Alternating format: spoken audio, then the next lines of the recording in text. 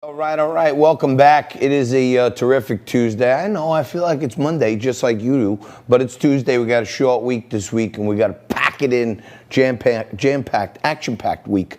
And you know what? As Rome burns and Nero fiddles, is the old saying, and in all the bluest cities and the bluest states in the country, Rome is burning, and the leadership is fiddling. Right here in New York, Mayor de Blasio has said that he doesn't want to reopen restaurants, nothing to do with COVID, not because our numbers aren't spiking. He doesn't want to reopen them because of the type of people that go there. They're rich people, and they're not a priority going back to restaurants. And my next guest says quite the contrary, Mr. Mayor and others. Real estate expert Jason Lanyard joins us right now. Jason's been with us many times on the show. He's quite the fantastic prognosticator, especially when it comes to real estate. He's a luxury broker here in New York with Douglas Elliman. And Jason, you're talking about 5 things people need to know, and we were chatting before we came on. You happen to think the reopening of restaurants will be a fire starter for reigniting the marketplace for home sales. Yeah, I mean, I think that what's going on in New York City in many ways is frustrating, but until recently, I would have said that our opening situation was extremely somber and everything was serious. And it seemed like, okay, we did all the right things and now we're ready to open up. And the real estate market opened in early July, and it has been disappointing. And I've been somewhat hard pressed to explain why. And I really think it's the restaurants.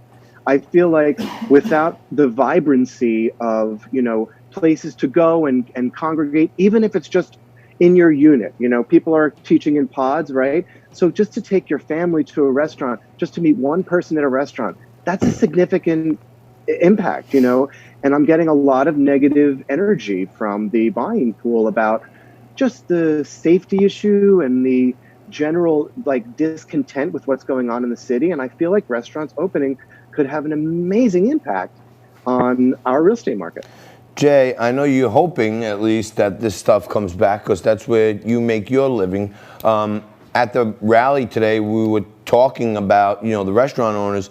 There's approximately 27,000 restaurants in New York City, according to the New York City Department of Health, from mom and pops to chains. 27,000. Okay, according to the Small Business Administration, each restaurant in America has on average 20 employees. So you take 27,000 restaurants times 20 employees is 500,000 people, and then we're not even talking about each of those restaurants. As a former bar owner, has probably 20 vendors.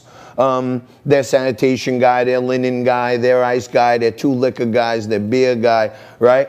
And all those people are collaterally affected. And the real exponential thing is about 2.5 million people are affected in some way financially by restaurants in New York City being closed, almost a quarter of the population. And you say the socioeconomic part is also necessary for people to start buying houses again, just getting out, walking around. What do you like about that neighborhood? Well, they got good schools, they got beautiful restaurants, we like to eat here, we go there. This is killing you guys, but you say in New York City, in some areas, it's holding up. I totally agree. Now, when you say it's holding up, there are markets that are doing better than New York City, but that's because they're the suburban markets that are benefiting from the flight from New York City. One of the things that's very confusing to brokers in the city is why is it that, listen, the mortgage rates are low. People who are long on New York City should be here buying, and many of them are not. So the question I'll repeat is, why are they not? And I think it's because there's a sense that the entire community is not ready for whatever it is that someone feels needs to take place for a residential transaction to take place. There's this disconnect going on. And I do think that you have a lot of people out there that are impacted by the restaurant industry.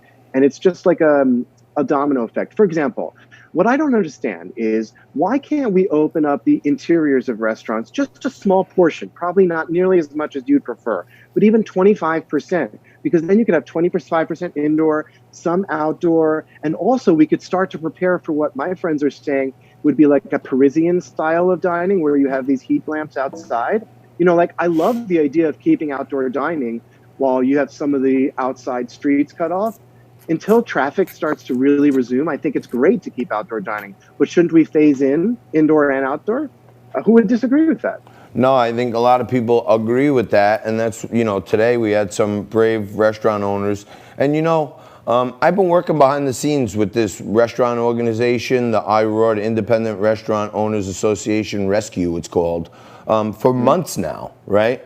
And when it comes down to it, they're all mad, they're furious, they're getting hurt financially, but, it's really hard to find the guy who wants to put their name on the lawsuit because they fear retribution from Cuomo and de Blasio and leadership.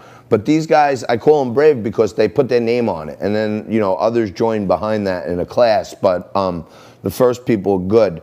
Now, in your 5 things you need to know to adapt your real estate strategy to the new normal, you talk about foreign buyers still being in the game. So there's still Chinese money, Asian money coming into U.S. I actually feel, I'm glad you mentioned that, because I feel like that's one of the glimmers of hope right now, is that there's a lot of things going on that mirror identically the 2009 crash.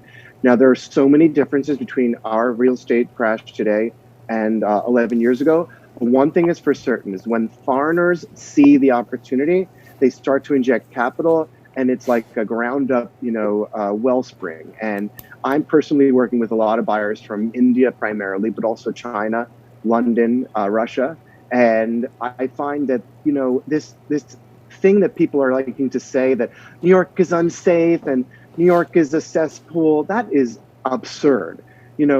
Markets go through cycles, cities do not. New York is not on a cycle. New York is not gone, and New York doesn't have to come back. We have some logistical problems right now, and the foreigners are not really concerned with that, and thank God for them. So I'm really excited about some of the transactions, I'm doing on the buy side. I have some real estate here in Staten Island. A lot of my friends are in the development business, and we're watching Staten Island, which is just, 10 miles from New York City. We're watching home values skyrocket over the last few months. And you talk about the suburban flight is real, but you do think that smart bargain hunters are always going to covet New York City, and that'll be part of the resurgence. Well, that's all you just described is proof of the demographic shift that's going on. People are not flooding one market or the other. They're just moving around. If you think of Staten Island as something like New Jersey, and having been born and raised in New Jersey, I feel like I can say that, it's just a suburban element. People who, let's say $1 million is all you can spend, and there's nothing wrong with that. That's a great ticket. And sounds like a first world problem. Exactly. So my point is, if you can afford $1 million house in Staten Island, maybe 6 months ago you were thinking, well, I'm just going to buy that 2-bedroom co-op on the Upper East Side, which, by the way, you should buy because it's now under $1 million. But the point is, choosing to go to Staten Island with your $1 million is not a market disaster. That's just a suburban shift. And I think there are going to be a lot of experiences like that. For example, Brooklyn markets are doing very well for the same reason. You can get a nice little backyard in parts of Brooklyn, and a lot of people fled Manhattan a decade ago for that, and they're doing it again. I think that what's happening in Manhattan, though, is that there's a shift really towards what I would call prosaic apartments that have real usability, people that need that second bedroom for a home office now. Like if you were a successful professional couple and you were living in a 1-bedroom previously, maybe you were engaged and you were going to get a second bedroom when you're, expecting your first child. Forget that. Now you need an office at home. So a lot of those people that went to suburbia weren't responding to market conditions. They just, out of exigency, needed the space. Right. So I think there's a lot of shifts going on right now. And I imagine it's very similar in other urban aspects of the country. I'm sure it's happening in Boston, Chicago. This is not just a New York problem. Right. I like your vocabulary choices. You used 2 words so far today. Prosaic. I like that one. That's unique. And the Parisian dining model. I hadn't heard that one before. Actually, I like the way you roll. This was suggested to me recently on one of the dinners I had with friends. As someone said, why would we worry about indoor dining now? As long as people get set up for the style of outdoor dining all through the winter with heat lamps that Paris has. And I actually had just been in Paris in January, and I was thinking, that's really smart. Why didn't someone suggest that? Someone suggest that to Blasio like tomorrow. Right.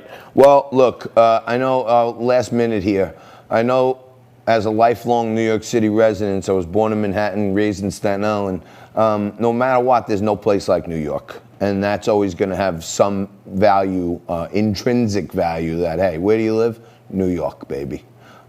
Thank you for saying that. So people need to hear it, I think. Yeah, I'm proud of it. Hopefully we'll get them restaurants open so you can start selling houses again over $1 million, and then you can go back to Paris and have a Parisian dining experience. I'll have a prosaic Parisian dining. Yes, there you go. Jason Lanyard, real estate broker at Douglas Elliman. Thank you, brother. Thanks for breaking it down for us. We'll take a quick break right here, come back with more Liquid Lunch right after this with some news of the day.